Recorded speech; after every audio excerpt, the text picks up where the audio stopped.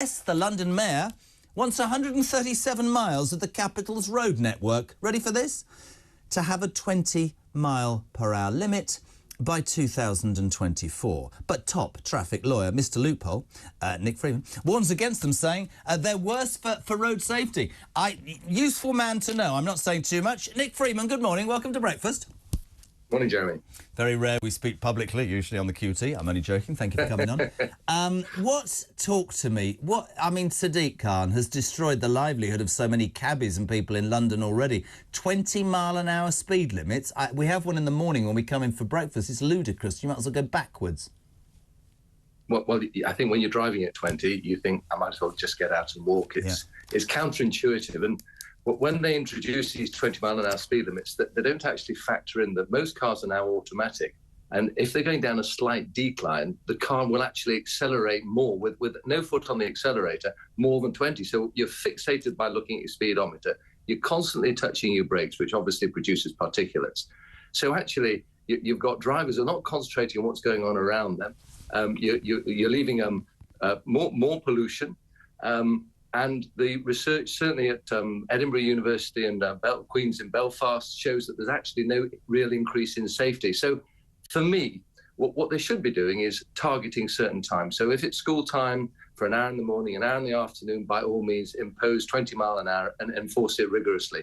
But, to suggest that people are going about their day-to-day business, taxi drivers at 3 o'clock in the morning, sitting at 20 miles an hour when they're on the way to collect a fare, it's counterintuitive. It actually is just, it doesn't make any sense. And I think as a motorist, when you have laws that don't make sense and you're just seen as being a cash cow, and the number of clients that I'm having now who are just going 24 miles an hour and they can't believe it, they're upset, and what should they do with it? It's unnecessary, it's anti-motorist, and the motorist needs to stand up and say, look, this doesn't make sense. There's no real increase in safety. Why don't they say, look, let's make it 25 miles an hour, and at least then the car will stay under 25 miles an hour and you can concentrate on what's happening around you.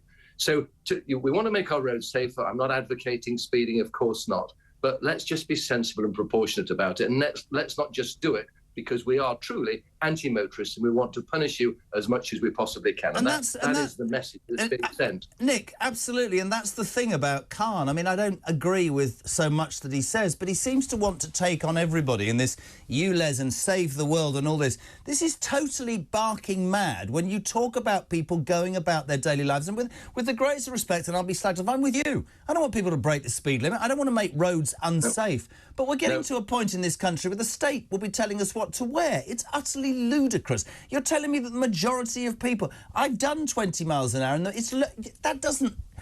He just annoys me, Nick. I just think he's illogical. There's a cost of living crisis, mate, and we end up talking about 20-mile-per-hour speed limits or what bin you put out. What I'd like to do is take Mr Khan in my car, drive down from Manchester to London, which I do regularly, and go on the Edgware Road, which is a decline, and just show him what I'm talking about. And all you're doing is you're constantly braking, thinking, I don't want to go 23 miles an hour because that's going to cause me a problem.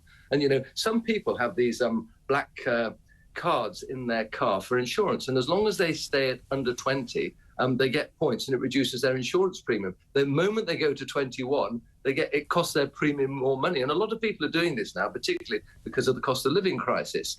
So, as I say, it doesn't make sense. I think we're all in agreement. We want the roads to be safer, but we need to approach it in a sensible way. And just look, if the research shows there's no real difference between 20 and 30, why are we doing it? Or why don't we have a sensible middle ground? And why don't we target it in certain hours of the day? I just don't understand it. That's it. He says it's war on motorists, and he's right. But, if there's war, then I suppose people are going to eventually turn back and fight back. Nick, I couldn't agree more, and I'll speak to you later about the other thing. I'm joking. Thank you very much indeed. Nick Freeman, 0344.